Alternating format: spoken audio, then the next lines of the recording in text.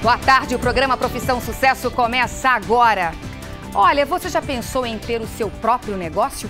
Muita gente sonha um dia ter sua liberdade financeira montando a própria empresa. Afinal, qual empreendedor não quer ver a sua ideia sair do papel e ganhar o mundo? Por outro lado, tem aquele ditado que duas cabeças pensam melhor do que uma. E assim muita gente acaba optando pela sociedade empresarial. Mas abrir uma empresa em sociedade pode não ser tão simples quanto parece. Será que realmente cabe no seu planejamento de negócio a formação da sociedade? Como escolher um sócio para o seu empreendimento? Fique ligado, que daqui a pouco nós vamos falar mais sobre este assunto. E antes de entrar de vez no nosso tema de hoje, eu não posso esquecer de avisar que durante o programa nós vamos anunciar várias vagas disponíveis de emprego em cidades da nossa região. E tem também o nosso concurso. Nós vamos fazer uma pergunta e quem responder mais rápido e certo pela internet vai ganhar um curso Profissão Sucesso. Não perca essa chance. Então, agora vamos falar sobre sociedade. Quais as vantagens e desvantagens?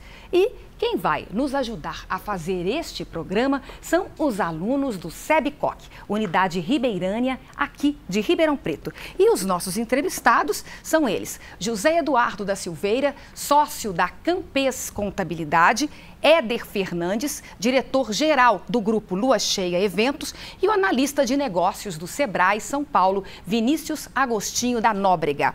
Eu quero muito agradecer vocês, alunos que vieram do SEBCOC, para estar ajudando a gente a fazer o programa, e também aos nossos entrevistados hoje aqui, para ajudar a gente, né, a resolver essa batata quente, porque eu sei que é muito difícil mesmo, né, tratar com essa questão. Eu quero perguntar aqui para vocês, todo mundo aqui já escolheu a profissão? Tem metade assim e metade assim, né? Agora, alguém aqui já pensou em ser dono do próprio negócio? Já? Levanta a mão. Ah, uma parte já, hein? Alguém aqui já pensou em ser dono do próprio negócio sozinho ou em sociedade? Quem pensou sozinho? Sozinho. A maior parte sozinho, hein? Aqui a maioria pretende, né, não ter sócios. É isso que acontece na realidade também, Vinícius? A preferência da maioria, sim, é abrir sem o sócio, né? Mas na maioria das vezes também precisa de uma atividade complementar, uma habilidade, uma competência que esse empresário ainda não tem. E às vezes falta o recurso total para aplicar na empresa. Então por isso que busca um sócio, né, para abrir a empresa. Na verdade o sócio vem, por exemplo, um tem dinheiro, o outro não tem.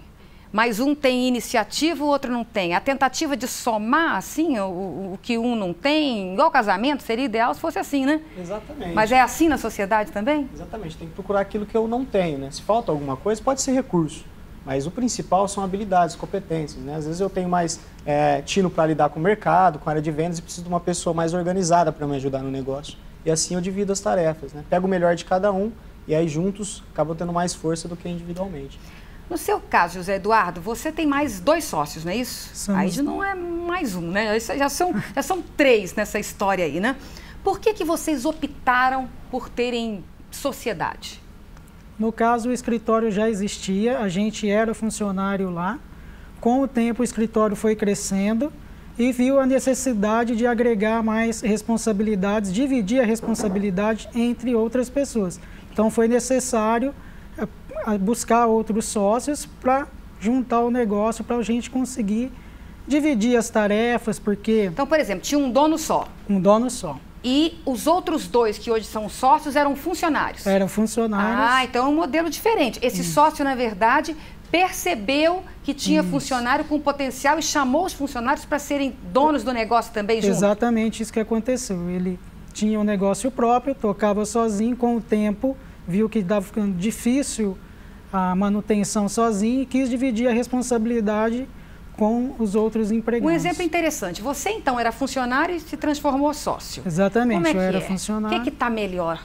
Ou era melhor antes ou está melhor agora? Não, eu creio que, tenho certeza que hoje é melhor, a gente conseguiu evoluir muito mais, pega muito mais experiência, conhece outras áreas. Mas para você, por exemplo, ser funcionário tinha as vantagens, né, também?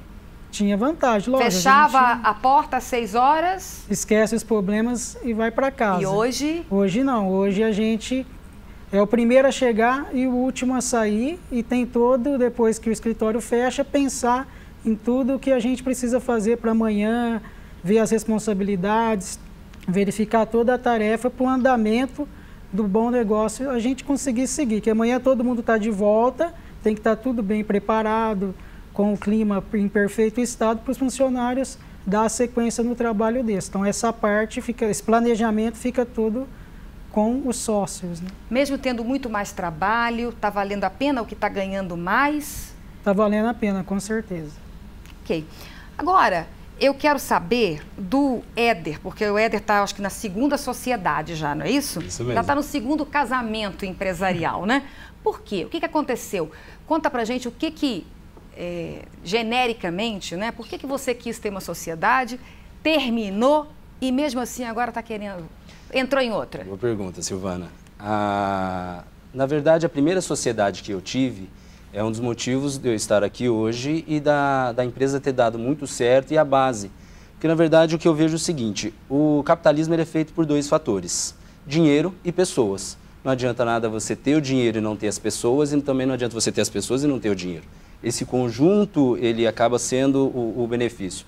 E foi o que aconteceu no meu caso. Eu tinha a ideia, a vontade de trabalhar com eventos, mas eu não tinha o capital. Então, quando veio essa minha primeira sociedade, então foi que se estruturou, porque ele entrou com o capital e eu com a vontade, vamos dizer assim, a ideia e o serviço predominantemente. E foi que assim aconteceu durante anos. Mas esse meu primeiro sócio, ele tomou a decisão por conta de um outro foco de trabalho. Hoje ele atua em outra área e foi aí que se desfez a sociedade. Então não foi nenhum tipo... Não foi desentendimento? Não foi desentendimento. A gente sabe que querendo ou não um relacionamento de sociedade é sempre um desafio, mas não foi esse o caso. E aí o que aconteceu? Fiquei 1 ano e meio, 2 anos sem sócio, mas depois veio uma nova perspectiva de crescimento para iniciar em um outro segmento, que até então nós atuávamos somente com eventos sociais, mas casamento, 15 anos, e agora entrou o Lua Cheia Formaturas. Então era muito mais fácil eu buscar uma pessoa já capacitada, que já conhecia muito bem o mercado, do que eu perder tempo, vamos dizer assim, buscando e aprendendo sobre o mercado. Então eu ganhei tempo com isso e, consequentemente, o faturamento da empresa cresceu de uma maneira muito mais rápida do que se eu me colocasse à disposição para fazer sozinho. A gente está vendo aqui, Vinícius, os lados positivos, vamos dizer assim, de uma sociedade, né? Aliar aquilo que o outro tem e que eu não tenho, a capacidade, o capital e tudo mais. Mas tem um lado negativo dessa história, né? Cita pra gente alguns problemas aí na hora de escolher o sócio, que com certeza a pessoa vai passar por eles. O principal ponto, né, que gera problemas na sociedade é a falta de clareza nas regras, né? Posso contratar alguém da família? Não posso. Quanto que nós vamos poder tirar de prolabore? Em quanto que vai ser essa retirada? Nós vamos fazer um investimento ou não vamos, né? Tem que ter clareza na regra do jogo, né? Estabelecendo as regras fica mais fácil. E não tendo as regras começam a aparecer os problemas, né? Quanto se gasta numa viagem? Vamos investir num treinamento para nós ou para os funcionários? Não vamos. Vou contratar um sobrinho, um parente, ou não vamos contratar? Precisamos ir além ou não? Mas vejo que o principal problema, às vezes, é uma visão que não é compartilhada. Às vezes um quer ir para um lado, outro está querendo ir para o outro. Um quer ir mais rápido, outro quer ir devagar. Né? Então, chegar num consenso. Então, os principais problemas acabam sendo de desentendimento por falta da clareza do jogo, dos objetivos da empresa. Tá. Para complementar, você no escritório de contabilidade com certeza tem muitos clientes e muitas sociedades lá, né, que trabalham com vocês. Isso tudo tem que ser combinado antes? Isso tem que estar no papel? É importante isso para não ter problema lá na frente? O correto seria estar no papel bem claro, definido, como ele falou, o valor do prolabore, como que vai ser feita a divisão, quais são os benefícios que um tem, que o outro vai ter, se vai ser igual, se vai ser diferente, para que no futuro ninguém fale, mas você está tirando tanto e eu tanto, não foi combinado isso, não vim dar o desgaste que a gente sabe que às vezes ocorre.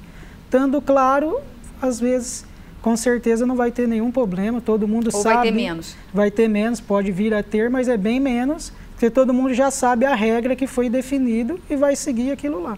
Ok, nós vamos continuar com o nosso papo daqui a pouquinho, claro, contando com as perguntas de vocês no próximo bloco. Daqui a pouquinho a gente volta.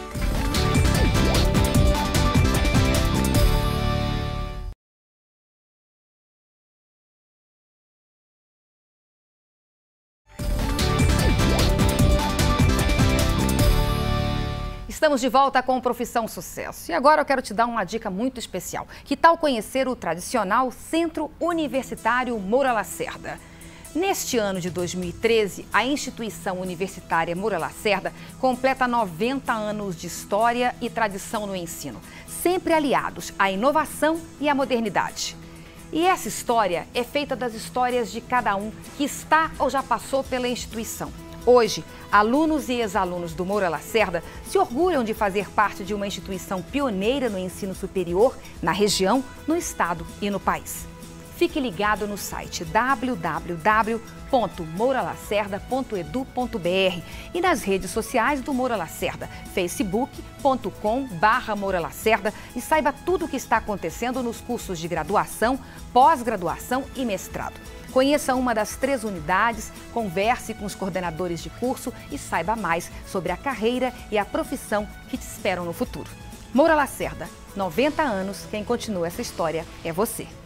E voltamos com Profissão Sucesso, para dar dicas para uma sociedade de sucesso, né? Eu quero saber aqui da nossa plateia se alguém tem alguma pergunta para fazer. Você? Como é que é seu nome? Fábio. Diga, Fábio. Eu queria saber se quando se desmancha a sociedade, como se define que parte fica para quem da empresa? Fala pra gente. Aí o contador deve presenciar muito isso. No caso, quando acontece esse tipo de situação, sempre prevalece o que está no contrato social. O contrato social lá define qual é a participação de cada um na empresa, qual é o capital que cada um entrou, e além do que tiver definido lá, como é a regra para sair, como que pode ser feito, se pode ser substituído ou não, vai ser levantado o que a empresa vale, ser feito uma avaliação e definir o que é a parte de cada um. Se o outro sócio que ficar tiver condições e quiser manter a empresa, adquirir outro sócio, pagar a parte do sócio que está saindo, ele faz isso, passa a ser dono da firma e depois convida outra pessoa a ser sócio dele, ou vai tocar o negócio sozinho, e a outra parte aceitando, recebendo o que é de direito dele, deve estar finalizado a sociedade. Faz uma alteração de contrato, ele sai da empresa e ele não participa, não responde mais pela empresa depois da assinatura e do desligamento dele. Vamos supor, então, que tem uma sociedade e o contrato diz tudo isso aí. Um tem 51%, o outro tem 49%, né? No caso dos 51%, vai mandar mais, mesmo tendo aí uma diferença muito pequena, né? Isso. Mas vamos supor que um queira sair, o outro até quer que ele saia, mas ele não quer, não aceita pagar o que o outro está pedindo. E aí fica essa coisa enrolando aí. O que faz? Nesse caso, não tendo assim um ajuste entre as partes, tem que ir para um outro lado, que seria buscar uma ajuda profissional do direito, um advogado, para fazer as duas pessoas se entenderem e achar qual é o melhor caminho. Falou, você quer tanto, mas não vale. E eu posso pagar, a outra parte pode pagar. Mas eu não aceito, não dá, está tendo aí ajuste. Entra na negociação. Aí vai ter que procurar um advogado para fazer uma negociação, ou se as partes se entenderem, fazer a situação. Outra coisa que ocorre também, que é bem definido no contrato, que havendo a separação, a empresa que a empresa não pode acabar, quem está discutindo são os sócios. A empresa, quem ficar com a outra parte, tem uma cláusula no contrato que costuma ser viável que ela vai ser paga, o sócio que sair vai ser pago a parte dele parcelada, que de repente é um valor alto, a empresa não tem o dinheiro para comprar à vista a parte. Então, põe essa cláusula para não ter que prejudicar a saúde financeira da empresa. Mas tem um prazo, por exemplo, de quem está saindo, um prazo máximo para ele começar a receber? Ou se o outro não quiser pagar e essa pendenga continuar, como é que fica? Então, aí nesse caso, lá no contrato fala que a partir do momento, que é uma cláusula simples do contrato, que vão saindo os sócios da sociedade, a empresa vai pagar em 36 parcelas a partir do mês que ele se desligar. Aí tem que cumprir o que tiver determinado lá. Se a outra parte que ficar não cumprir, ele vai ter o direito de buscar o direito dele na justiça para fazer valer. Legal. Chegou aqui pergunta para a gente do Vitor Lemes, de Ribeirão. Escolher uma pessoa para ser sócia que você tenha afinidades profissionais e, se tiver pessoais, é o melhor caminho para o negócio dar certo? Fala para a gente, Vinícius. Afinidades profissionais, ok. Afinidades pessoais não atrapalha. Quando que a gente tenha, né, claro, de novo as regras do jogo, né? Nesse momento aqui nós somos sócios, né, temos a sociedade e é o bem da empresa. Isso não pode atrapalhar de forma alguma. Vou dar um exemplo. Às vezes eu sou muito amigo da pessoa, eu estou vendo que ela está com uma conduta que não é legal para a empresa. Por ele ser amigo, não vou dar esse feedback para ele, não vou falar para ele o que está acontecendo. Isso nesse momento atrapalhou. Agora, se isso não atrapalhar, não tem problema nenhum.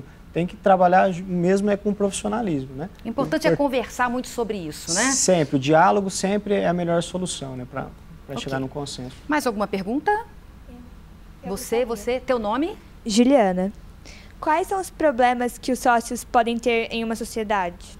Epa, são muitos, né? Mas quais são os maiores, assim, ou os mais frequentes? Quem que poderia falar mais precisamente para a gente? Eu vejo o seguinte, a questão dos maiores problemas que pode acontecer é justamente os dois não olharem para o mesmo caminho. Ou como foi até no bate-papo aqui que aconteceu, às vezes um sócio quer crescer, o outro não, um quer caminhar para um lado e o outro não. Então, esse é o principal desafio.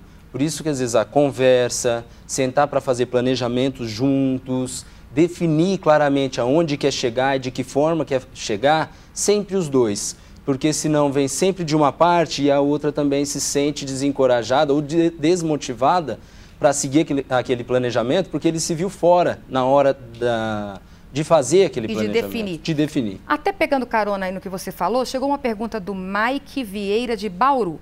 Tenho uma empresa de informática e quero investir um pouco mais nela, mas meu sócio não tem vontade de crescer. O que devo fazer? Fala, consultor. Primeira coisa, você tem que mostrar as oportunidades para esse sócio, né? Tá claro, será que ele entendeu que realmente tem a oportunidade de ter esse crescimento, né?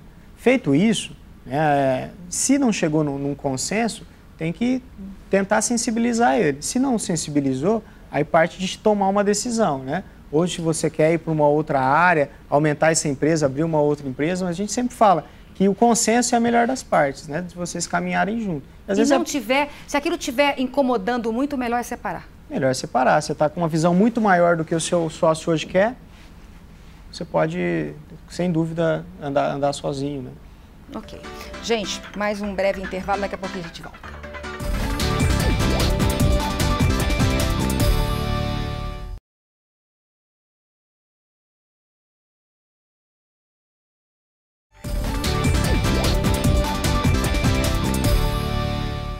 Profissão Sucesso está de volta e hoje nós estamos falando sobre como trabalhar em sociedade. E a nossa plateia? Pintou mais alguma pergunta aqui? Qual que é? Como é que é teu nome? Bruna Lier. Diga, Bruna. Numa empresa, quando você tem desentendimentos com funcionários, você despede funcionário. Sempre vai ter um desentendimento. Mas e o sócio? Você não pode despedi-lo. Como é que é feito? E aí? Não dá para demitir o sócio. O que a gente faz? Só tem uma resposta. Entrar num consenso. Ao máximo, muito diálogo, né? Sempre mostrar, cuidar da forma como fala, né? Senão cria defensividade no outro, ter muito cuidado com essa relação para conseguir chegar num consenso junto. Aí é a mesma situação, né? Não conseguiu, aí tem que tomar uma outra decisão mais drástica, mas sempre o diálogo, 90% dos casos chega na conversa. Na hora de analisar, eu sempre falo, né? Tem palestras que a gente dá por aí, uma máxima, que nunca contrate quem você não pode demitir, ou quem vai ser difícil você demitir depois. Na hora de procurar um sócio e fazer a sociedade, tem que pensar nisso também, tem que analisar bem e não ir no impulso, gente. Para não saber, assim, porque depois não vai dar para me separar dessa pessoa. No meu caso, como eu tive 2 sócios, tive um e tenho outro agora, o primeiro, sempre no início da empresa, a gente entra naquela empolgação e você só pensa na questão comercial, no crescimento, você esquece às vezes um pouquinho de planejar e se acontecer um dissabor no meio dessa sociedade, como é que as regras vão realmente acontecer. Na segunda já foi diferente. As regras já estavam mais claras. Como diz um amigo meu, só há discussão quando as regras não são claras.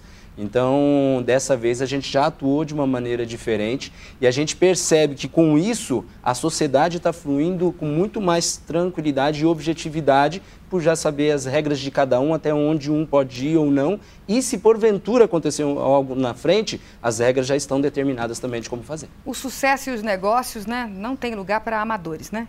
Tem que, Certeza. se não sabe, procura quem sabe, né, para se consultar, né? Perguntas? Seu nome? Lívia, o que seria Prolabore? Prolabore. E aí, Vinícius, você falou, explica agora para ela e para um monte de gente que também não sabe. Exatamente. O Prolabore é o salário do dono que trabalha na empresa, né? O dono da empresa ele tem dois rendimentos, né? Um deles é o rendimento sobre o capital, o lucro que a empresa gera. E o outro é o salário por aquele trabalho que ele executa na empresa. É o salário que ele tem. Esse salário é chamado de Prolabore. O lucro ou o prejuízo, né?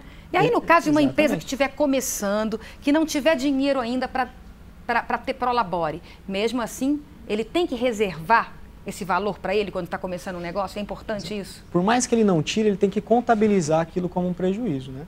Porque se ele não estivesse trabalhando na empresa, ele estaria trabalhando em outro lugar e trazendo renda. Então, aquele salário, se não dá para ser pago no primeiro momento, ele tem que ser contabilizado como um prejuízo. E é importante a gente colocar tá Prolabore, por exemplo, que uma empresa tenha dois sócios. Um sócio que entrou com dinheiro, mas não trabalha na empresa, e o outro que até entrou com dinheiro, mas também trabalha. Prolabore é só para quem está trabalhando. Só para quem trabalha. Aquele que entrou com dinheiro só vai ter direito ao rendimento, não é isso? Exatamente. E não o salário todo mês. Exatamente. Não é isso? Legal? Isso aí. Uma pergunta que chegou para a gente aqui, da Lorena Barbosa, de Araraquara. Um profissional estrangeiro pode ser sócio de uma empresa brasileira? Pode sim, não tem problema algum. A única diferença é que se ele não for residente no Brasil, ele pode ser sócio, mas ele não pode ser o administrador da empresa. Se ele for residente, ele pode ser sócio e pode ser o administrador também. Inclusive pode ter a maior parte das ações também? Também pode. Depende da empresa. Acho que tem alguns conglomerados que não, né? Depende aviação, não. Isso, depende da atividade não. da empresa, aí tem que estudar a regra que define qual é a participação dele. Mas, no geral, é dessa forma que funciona. Perguntas? Maria Eduarda. Então, para abrir uma empresa, é melhor ter capital antes ou já esperar ter capital ou já abrir com um sócio? E aí? Esperar ou arriscar? A famosa resposta do consultor é depende, né? Muitas vezes você vai ver que aquela é uma oportunidade de momento, então precisa aproveitar. Se você conseguir um parceiro para viabilizar aquela ideia, ótimo, né? Se não conseguir, não tem nenhuma outra fonte de recurso, aí tem que criar um planejamento, estabelecer metas, vou guardar determinados valores por mês, para que num momento eu consiga abrir a empresa sozinho. Ok. Gente, vocês falaram que o mais importante de tudo é definir tudo no início, colocar no papel, colocar as regras. Mas para evitar, vocês com experiência em sociedade que vocês têm, qual um erro que vocês já fizeram e que não, assim, que correm dele e que jamais vocês fariam outra vez, para dar conselho para quem está tentando montar uma empresa em sociedade? Dá para lembrar alguma coisa? Genericamente, não precisa falar intimidades, né, da empresa. Eu realmente defino tudo passo a passo, qual é a função de determinado sócio. Então, por exemplo, se eu sou o sócio administrativo e ele é o comercial, é saber respeitar o limite um do outro. Porque o que mais dá divergência é quando um quer entrar no departamento do outro e aí quer que faça prevalecer a tua vontade sobre tudo e não respeita a vontade do outro. Então, realmente, esse é o ponto.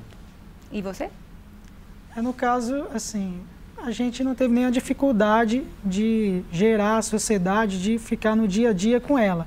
Todos lá sabem muito bem o que cada um, a parte que corresponde a cada um. Então, a gente sempre foi uma empresa de sucesso. Mas os casos que você vê, que você acompanha lá no escritório? O que mais ocorre é isso aí, é um não respeitar a parte que o outro tem, entendeu? Vamos supor, se eu sou, igual o Éder falou, se ele tem aquela obrigação, compete a ele a executar aquilo. Não pode eu querer assumir o lugar dele e prevalecer só o que eu acho que é ideal. Tem que ter o diálogo e falar, não, você quer assim, eu quero assim, a gente vai sentar e resolver o que é melhor para que fique bom para a empresa, não bom para mim nem bom para você, para a empresa, é a empresa que vai usufruir disso aí. Isso é que é importante, né? Pensar na empresa. E muitas vezes um consultor, alguém neutro nessa história, pode dar esse norte, né, Vinícius? Exatamente. Às vezes de fora a gente consegue enxergar melhor o que está acontecendo do que a pessoa que está muito envolvida, porque envolve sentimentos, aquela coisa, é uma ideia minha ou não é. E fazendo até, dando um complemento aqui nessa situação, muitas vezes o responsável por aquela área também não aceita, né? Então tem os dois pontos, né? O primeiro ponto é estar aberto para ouvir sugestões e também saber respeitar que isso tem que ser em conjunto, né? E não ir atropelar o processo, às vezes lidar diretamente com um funcionário que é subordinado a outra área. Ok. Gente, muito obrigada, tá? Todos os esclarecimentos que vocês deram para a gente aqui, por essa ajuda que vocês deram e vocês também, que me ajudaram a fazer o programa de hoje, ok? Olha, nós do Profissão Sucesso estamos prontos para ir até a sua empresa. Fazemos palestras sobre liderança, motivação, geração Y e Z, treinamentos e consultorias para avaliar o clima organizacional e muito mais. Então não perca tempo, acesse o nosso site e saiba como nos contratar. E agora chegou a hora das vagas de emprego da nossa região. Então preste atenção às oportunidades que nós levantamos para você. Em Ribeirão Preto, há vagas para auditor contábil, auxiliar de linha de produção, gerente administrativo, projetista elétrico e técnico em nutrição. Em Araras, há vagas para auxiliar de faturamento, estagiário em marketing, fonoaudióloga, inspetor de qualidade e tecnólogo ambiental. Em Botucatu, há vagas para chefe de cozinha, designer gráfico, nutricionista, promotor de vendas e relações públicas. Em Ourinhos, há vagas para atendente de farmácia, corretor de imóveis, diretor de logística em operações de transportes, técnico de edificações e técnico em segurança do trabalho. Para mais informações, acesse profissãosucesso.com.br. Lá você também pode entrar em contato com a nossa produção e divulgar as oportunidades de emprego disponíveis aí na sua empresa. Não perca essa oportunidade. No site você também pode rever o programa de hoje ou outros temas que nós já abordamos aqui. E você ainda encontra muitas informações sobre cursos, concursos, vestibulares, notícias sobre o mercado de trabalho e muito mais. E pode falar com a gente pelo Face e Twitter. E chegou o momento do nosso concurso. Eu vou fazer uma pergunta. Quem der a resposta certa e mais rápido, ganha um curso Profissão Sucesso para fazer aí mesmo da sua casa. Tem curso de administração e negócios, Photoshop, idiomas, saúde, bem-estar e muito mais. São mais de 300 opções para você se qualificar. Então, não perca essa chance.